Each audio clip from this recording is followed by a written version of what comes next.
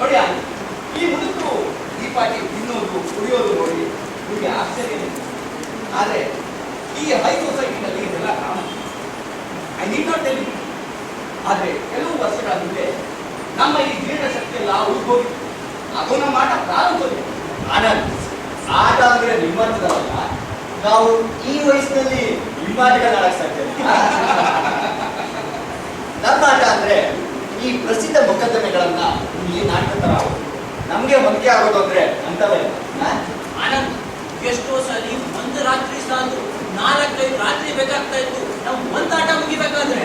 ಆಟ ಏನ್ ಬಂತು? ಬರೇ ಮನೋರಂಜನೆ ಅಂತಾರಲ್ಲ ಆಟ. ನಿಜ ಹೇಳಬೇಕು ಅಂದ್ರೆ ಇದರಲ್ಲಿ ನಮ್ಮ ಜೀವಗಳೇನೆ ಅಂತ ಹೇಳ್ಬೇಕು. ಆನಂದ್, ನಾನು ಉತ್ಪ್ರೇಕ್ಷೆ ಮಾಡ್ತಿಲ್ಲ. 5 ವರ್ಷದ ಕೆಳಗೆ ವಯಸ್ಸಾಯ್ತು ಅಂತ ಈ ಸುಂದರಾಗಿ ಡಯಾಬಿಟಿಸು, ಈ ನರಸಿಂಹ ಹಿಂಗೆ ಆರ್ಥೈಟಿಸು ಇದೆಲ್ಲ ಯಾಕೆ ಅಂತ ನಮ್ಗೆ ಜೀವನದಲ್ಲಿ ಮಾಡ್ಲಿಕ್ಕೆ ಏನು ಕೆಲಸ ಇಲ್ಲ.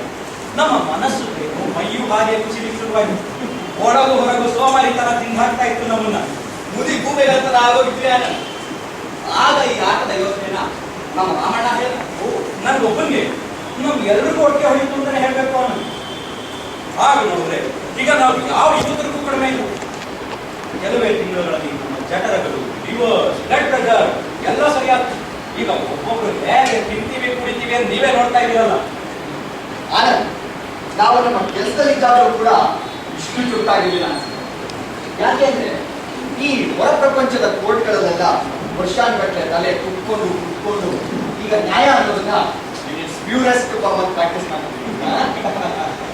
ಇನ್ನೊಂದಿಷ್ಟು ವೈನ್ ತಗೊಳ್ಳಿ ಆನಂದ್. ಆ ಗುಡ್ ವೈನ್ ಅನ್ನೋದು ಜೀವನದ ಎವರೇ ಸಂತೋಷಗಳು. ನಿಮ್ ಕಡೆ ಎವರೇ ತನಿಖೆ ಅಭ್ಯಾಸ ಆಗಿರ್ಬೇಕು ನೋಡಿಸುವ. ನನಗಂತೂ ಯಾವತ್ತೂ ಕಷ್ಟ ಆಗಿಲ್ಲ. ದುರಭ್ಯಾಸಗಳು